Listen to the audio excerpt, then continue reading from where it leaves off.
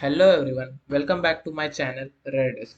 Today we will see how we can convert a normal URL to an hyperlink. So for more such informative video, do like, share and subscribe my channel and click on the bell icon so you will never miss the latest video on this channel. So let's get started.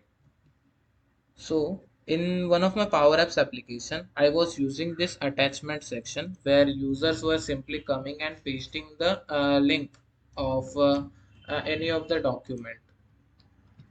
So I will show you the demo, and after clicking on the add button it's get added to the gallery. So user were having concern like in other Microsoft application like Outlook and Teams, the link automatically gets converted to an hyperlink, but in this case it was not happening. So I have done some research around this and I came to know this functionality like converting link to an hyperlink is uh, out of the box functionality in Power Apps. So it's not possible to do that. So then I try to use decoding way like decoding of URL, but it was not possible. Then I tried replacing it, but what had happened like this link is not constant, like the user will be pasting only SharePoint link and the link may vary. So replacing also didn't work in this case. So I have came with some other options that I will be showing you in this particular video. So basically this is the interface of the new attachment section which I have developed.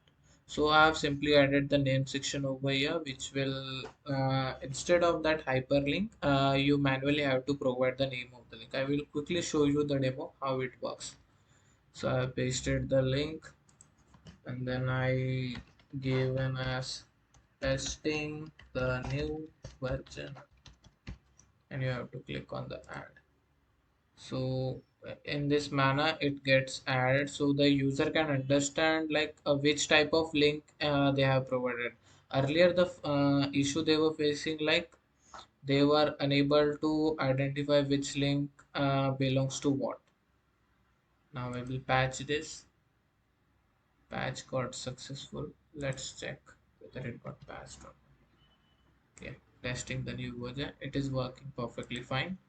Now I will quickly walk you through the coding part.